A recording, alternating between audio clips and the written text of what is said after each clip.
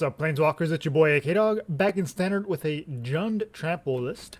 So obviously we've done the Gruul Trample pretty early on in Zendikar Rising, and even before that, because we have this sweet card, Quartzwood Crasher. A ton of fun to play with. Definitely doesn't see a lot of play, but it's very fun to play around with this card.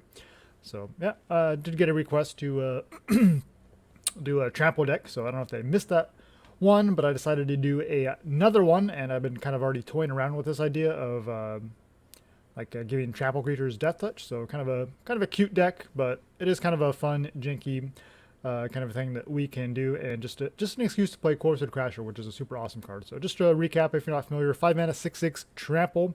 Whenever one or more creatures you control with trample deal combat damage to a player, you get an XX token with trample, where X is the amount of damage those creatures dealt to that player.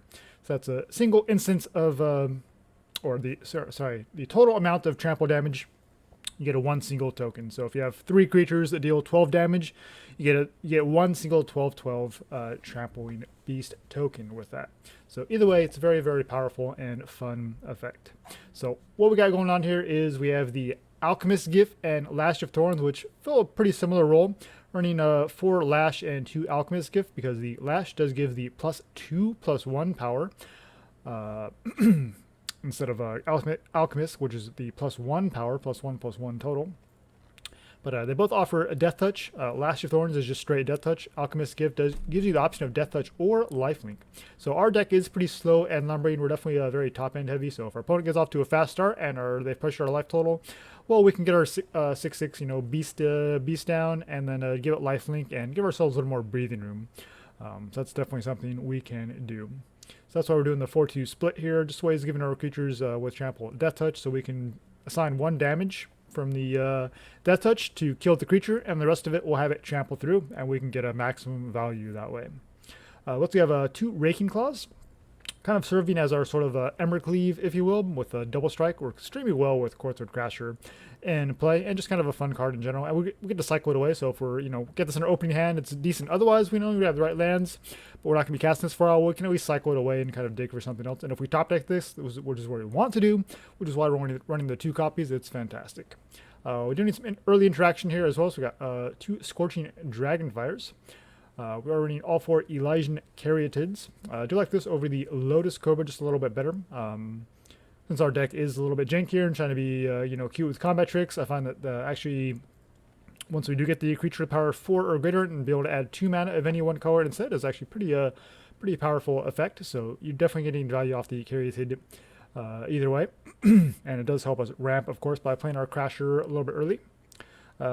Also have some more interaction here with 2 copies of Soul Sear, which is pretty solid removal in general. 5 damage to a creature or planeswalker, and of course lose indestructible ton of turn. And then 2 Broken Wings. It's nice, versatile, being hit flyers, tear the peaks, etc. But also be able to hit artifacts and enchantments.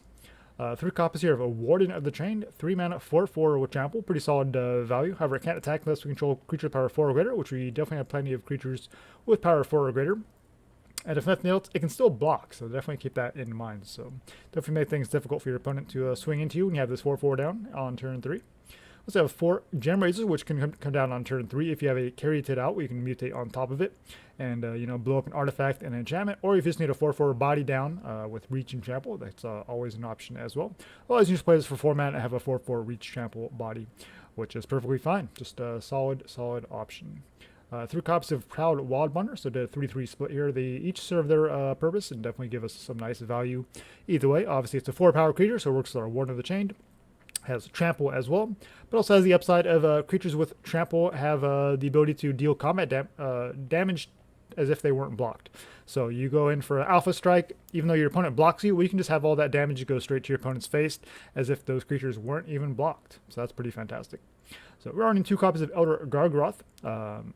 Just fantastic value creature. It does have Trample among all of its other things it can do. Also gains its life, makes 3/3s, and draws us cards. So with a deck like this is a perfect fit. However, since we are all in on the Quartzwood Crasher, wanted to do all 4 copies of that, so that only leaves room, in my mind, for just 2 copies of the Gargaroth. And we're also running one copy here of Demon of Loathing. Want to take advantage of the fact that we are in Jund here, black as well, to run something like Demon of Loathing, which is just looks like such a super sweet card. Definitely something that I always try to make room for it in certain decks when it seems appropriate. It is a little bit forced here, as 7 mana is pretty expensive, but a 7/7 flying Trample is pretty sweet. And then when it deals combat damage to a player, that player sacrifices a creature for however relevant that might be. So just kind of a fun one of here. You can definitely take this out for some more removal or whatever. So speaking of removal, last card here is Primal Might.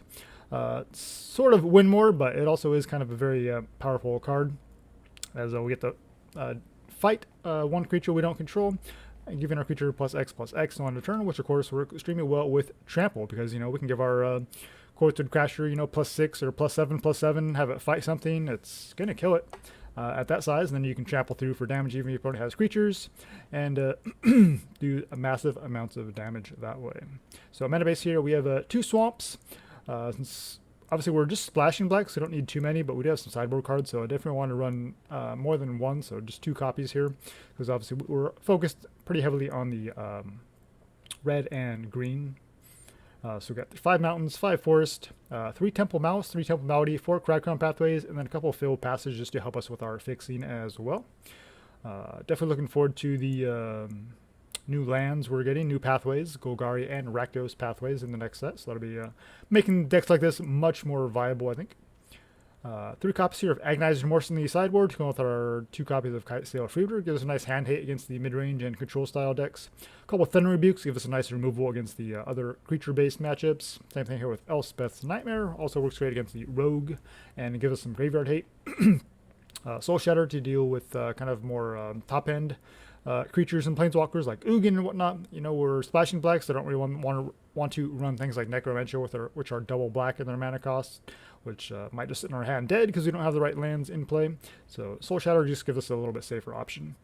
Klothys gives us more graveyard hate, and of course fits with our devotion, since we're pretty heavily into red and green permanents. Shouldn't be too hard to pull off devotion, and against a lot of decks, this can be just powerful winning condition in and of itself. If you're up against a slower deck, you're able to resolve this on turn 3 and your opponent doesn't have an answer for it, well, that incremental damage every turn can be pretty brutal for your opponent. And even against aggro matchups, sometimes this can be pretty helpful to kind of help us with a little bit of life gain. We do have 1 Storm's Wrath here. Obviously, we are running a fair amount of creatures ourselves, but we're pretty slow to actually get those creatures down. So just the 1 copy of Storm's Wrath gives us kind of a panic button if we're off to a really terrible start. We can just Storm's Wrath and just wipe all our opponent's knights or whatever off the board, and then we can start dropping our Elder Gargaroths and Quartzwood Crashers, etc. And from there, probably take over the game. And we also have 1 more Elder Gargaroth in the sideboard for when that's relevant against more aggressive matchups. All right, that's the list. We'll jump into some games. Okay, up against Aussie Orange.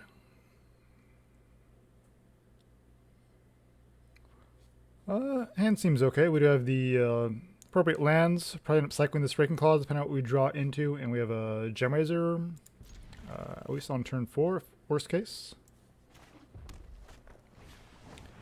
Alright, some kind of an aggro list. Awesome. There's a Crasher. We already have 1 in hand, and not quite what we're looking for at this stage. So we're definitely a bend but don't break style of deck. Against mono red, got a lot of people who play mono red and unranked, even in general. It's just pretty cool.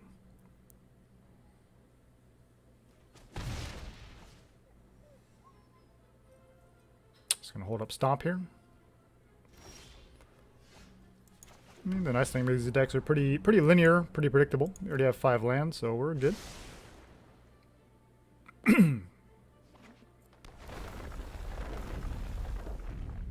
So just Gruul Adventures in the unranked queue. That's awesome.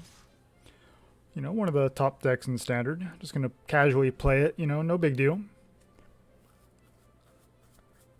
Because, you can just play jank wherever you want, right?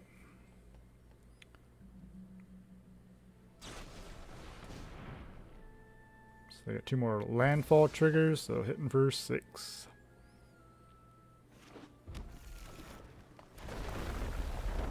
So 4 cards in hand, no reason to commit more to the board. I imagine they're running pretty low on tricks though. I mean, we're not dead yet, and they do have the we have Gemrazer and Crasher coming next turn. A 1 landfall trigger, and they let the mana go. Just hitting for 2. They have 3 mana open for another regrowth, but nope. Definitely feels like our opponent has like stomp here. I mean, they're holding. Definitely feels like they're kind of playing this very conservatively. Tempting to Dragonfire, but I think we need to get some board presence going. So we need double red for the Quartzwood Crasher, so definitely want to play the Cragcrown on red here. Okay, they have the Rebuke as well. See if they have a land. They do have a land. I mean, they're pretty commanding position. If they have Bone Crusher, I think they should just play it. Ferocity of the Wilds. That's cute. Probably should have played Gargaroth there, but we'll get our Crasher down. Scythe Cat. See if we can survive this attack. Swing all out here, and we're taking 3. They're going to lose something. Cobra's not too important at this stage of the game, so we'll definitely block the Hellhound. And they go for it. Makes sense. I mean, Fabled Passage doesn't do a whole lot for us, so, well, yeah. So we'll just Gargaroth here. We have the Trample, so we're going to make another creature. We'll Temple, and then we got the Fabled Passage open to us next turn. Ooh. Right, so we're in pretty dangerous territory. If they top deck a Stomp, obviously we're just dead, but... So, such is life. So they're not the typical Gruul Adventures build, which we had feared in the beginning, but obviously still pretty aggressive start and pretty slow start from us. So do get to mutate. Cool. Say 4 or 5, and then they're going to put a land that's going to make a counter, so they're up to a 5/6. But then with Ferocity, it's a 6. Well, we're definitely making some blocks here. So whatever you want to do, opponent, go for it. So a Alchemist gift would actually be pretty helpful in this spot. We don't want to die to a Stomp or any direct damage type spell, which we haven't seen yet, but we have to assume they have something like that in their deck. Although if they're running Ferocity, then maybe not. And opponent sees the big wall of beasts and decides that they cannot keep up.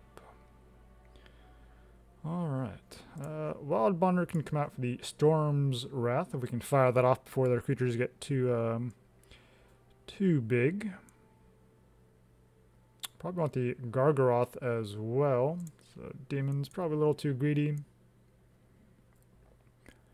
A little bit too fun. Probably want the Rebukes as well. So unfortunately, Raking Claws, the fun card, has to come out to play some real cards, some removal. I mean, they're fairly low at the ground, so I don't think Soul Shatter does too much. Nightmare has kind of a whiff potential here. I mean, hit Lotus Cobras, but Klothys maybe. Just for some life gain. But, you know, we haven't seen any direct damage yet, so we'll see what they do. See how the sideboard looks like. Wow, thought they had a pretty good matchup against us, but I guess they decided that we they'll slide in too much removal and wasn't worth it. All right, up against Tiago VB Santos. Go first. We'll take that. That was beautiful. Got some nice lands going on. Don't like the swamp with the temple, but they have the Caryatid here, so absolutely going to keep this one. And for more action, something like that.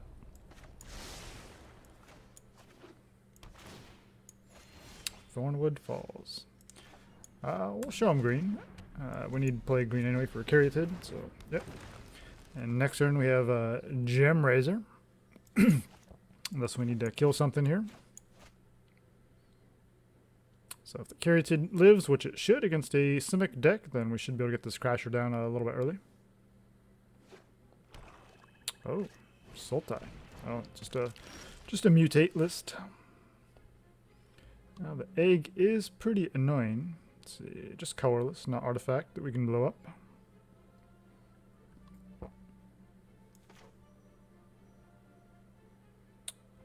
Do need double red for the Crasher, even though our deck does kind of lean green often. We'll just play the Warden here. It's tempting to Soul Sear that, but I think I'd rather get a board presence down, because this way we can play the Crasher next turn.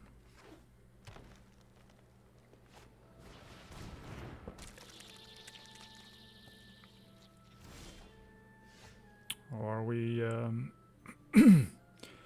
just deal with that annoying thing.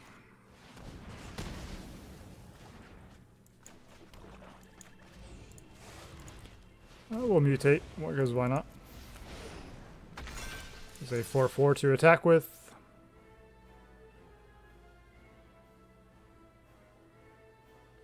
Having a 4-power creature means the Warden can attack.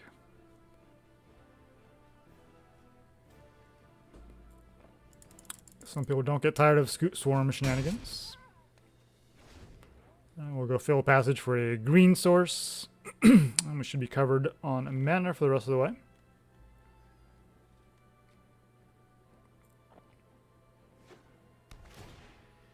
A budget mana base over there. Dismal Backwater, Thornwood Falls. But they gotta play their Scoot Swarm, you know? Hemophage. Death Touch is pretty annoying for us, but whatever. Gets the counter thanks to the Cocoon. So they got a 4/4 as well. Yeah, you want to attack? Gargaroth is cool. Well, we definitely don't want to tap our Caryatid / Gemrazer here, so a Quartzwood Crasher, and then yeah, if you want to block here, trade off your creature for ours. Otherwise, we're gonna get a token here. Oh, we get a token either way, either a 4/4 or an 8/8.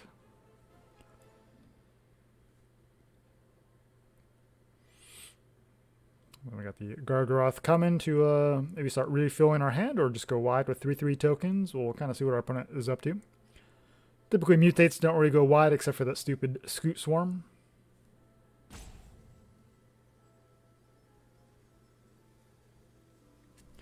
Sultai mutate player taking their sweet time over there.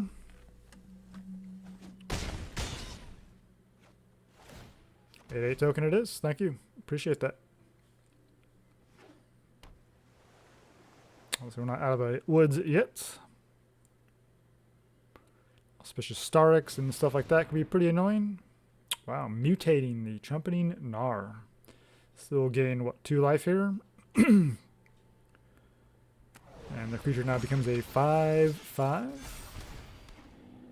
And they get a 3/3 token out of it. Really? Okay. Nice suicide attack there.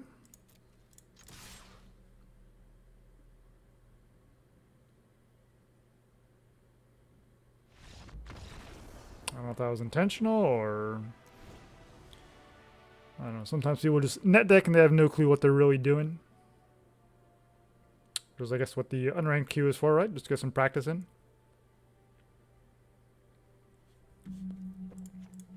Actually, want to try to remorse some of their bigger, you know, Starixes and stuff like that. So we'll bring a couple remorses, take out the claws. I think Storm's Wrath does much for us. Rebuke could be pretty handy though. Klothys. You know, we're gonna leave the demon in. We're gonna see if we can get some value off of that. I mean, muted decks can be pretty slow, especially if they're just doing one creature at a time. So,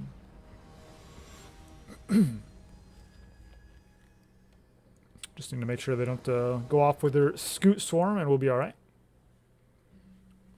If they do start going off, though, we'll just concede because don't need to sit through all that shenanigans. On the draw, we'll keep the Temple here. We'll try to scry into some red manas. Of course, deck trolls us with a 7-drop here. Not what we need, but we do have the Caryatid, and these decks typically do not run much removal, so I think we're okay. We'll just play the Swamp for now. See what we draw into. I mean, we're probably going to play this on red.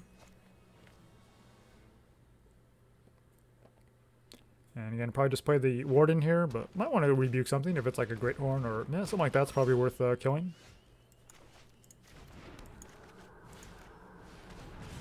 Get a fair bit of value off of that. So yeah, we'll slow them down. Also takes them off of the ability to mutate. We have Crasher or Gargaroth next turn. Probably Gargaroth, actually. Great Horn.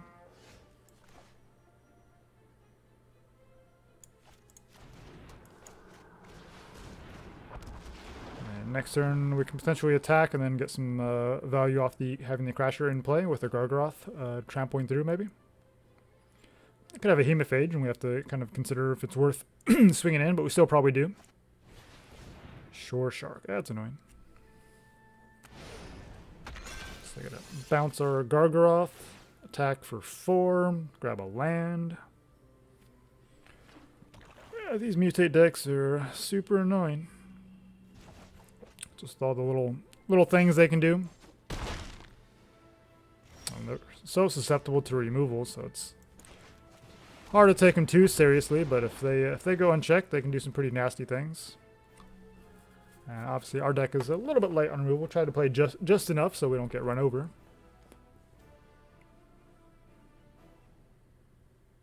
Yeah, these mutate decks definitely prey on decks that are light on interaction, like ours is. Fortunately, from what we saw from Game 1, our opponent doesn't seem to be particularly skilled with this list, or experienced, shall we say. But we'll see. Sometimes you don't even have to really put too much thought or skill into it. Alright, well, they're just going to keep shore sharking it, so I'm going to get out of that little loop. It's not really fun to sit through that.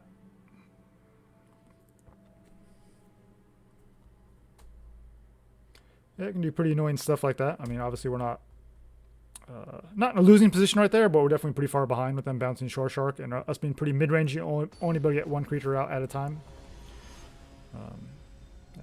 Obviously we have removal, then that changes the scenario. We could try to draw it into a Soul Sear or something, but without one in hand, just doesn't really seem like it's worth waiting while they just keep doing the same thing over and over again, and we're just left with an empty board, wishing we actually had something to do.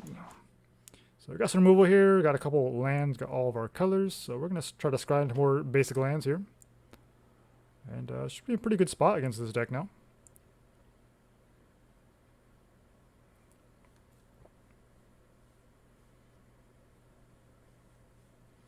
The Scoot Storm definitely gives these decks a different dimension. With Migratory Greathorn in particular, you can kind of go wide and go big by mutating onto the same creature over and over again. Broken Wings is okay. Probably doesn't do a whole lot in this matchup, honestly, but they could have some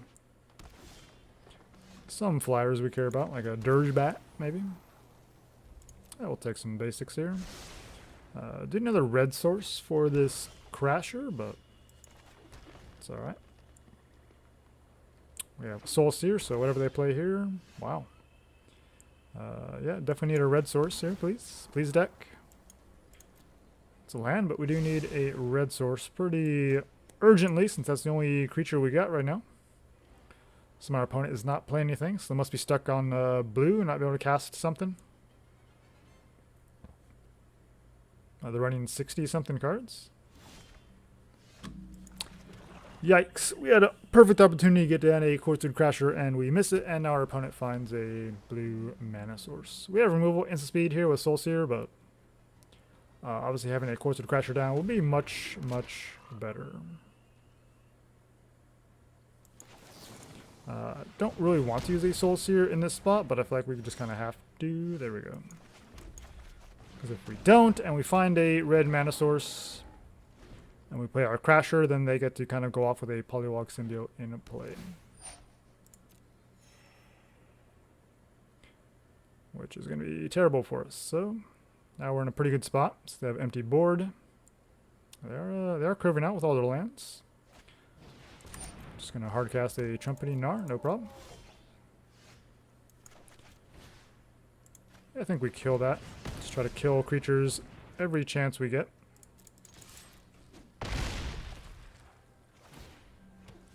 It's tempting to just hold up Soul Sear, but I want to go for the throat here. Just get a Gemrazer down. So now we're representing 16 points of damage. Symbiote, and if they just mutate onto it, then we can probably get them with the Soul Sear, unless it's like a Shore Shark. I mean, they fired off their Shore Shark at sorcery speed last time. Say Dirge Bat. They do have the Dirge Bat. Alright. Probably just 1 or 2 copies, I would imagine, but it's there. Kill the Crasher, I would assume.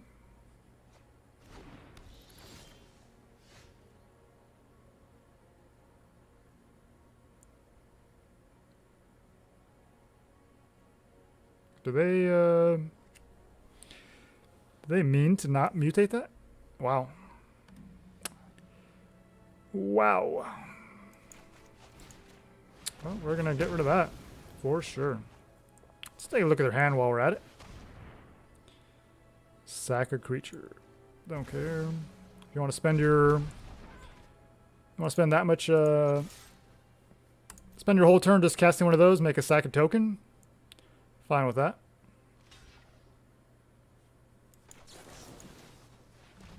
This is where the fun comes in.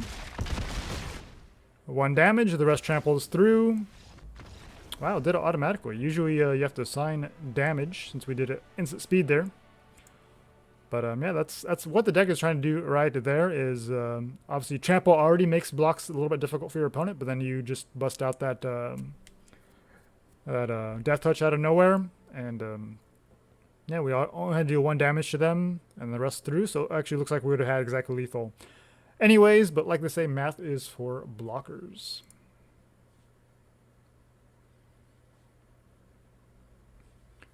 All right. So we're going to wrap it up there, unfortunately, so keep it a little bit shorter. I think it's a pretty good showcase for kind of what the deck is trying to do. It is super janky if you don't have these cards. Wouldn't necessarily recommend crafting all of them. Obviously, the Quartzwood Crasher is a pretty sweet card. Gargaroth is amazing, but as far as Wild Bonder, I mean, it isn't uncommon. Same thing with the Warden of the Chained. But obviously, Demon of Loathing, if you already have it, that's great. If not, probably don't need to craft it. It's just super expensive. It's maybe a brawl card at best, really, for being honest.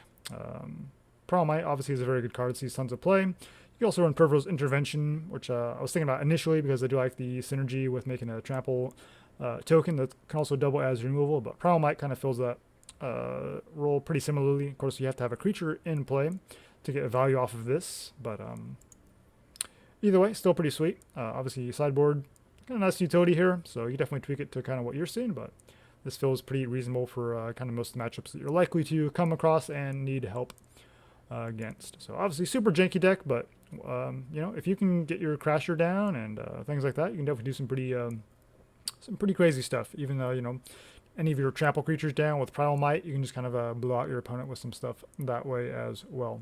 So super janky. Obviously I have a lot of cards here that pretty dependent on having creatures already out in play, like the Lash of Thorns, Alchemist Gift, and the Raking Claws. But once you do get your creatures down, and these cards become super fun, and this deck is a blast to play. So that Mutate deck was definitely a nice matchup for us to kind of see what the deck is capable of. So yeah, Warden the Chain doesn't see a ton of play, so I kind of see that. Always happy to play around with the Wild Bonder and Quartzwood Crasher. Love this card. Super, super fun. So there it is. Jund Trample, guys. Yeah, obviously time's a little bit short these days. Did miss a deck on last week. So obviously work has been super busy and some other family stuff going on. So probably be a little bit lighter content, at least through the holidays and New Year, maybe even through the new set coming out in mid-January. But hopefully, you know, when the new set comes out, we'll be back to kind of more frequent content. As you guys have kind of gotten used to. But yeah, I've been working pretty hard the last several months, pretty much putting out decks on a basically daily basis, and just kind of need to slow down and just kind of take some time to just kind of relax and enjoy non-magic things. So yeah, thanks for watching, guys. Till next time, make sure you jank with a purpose.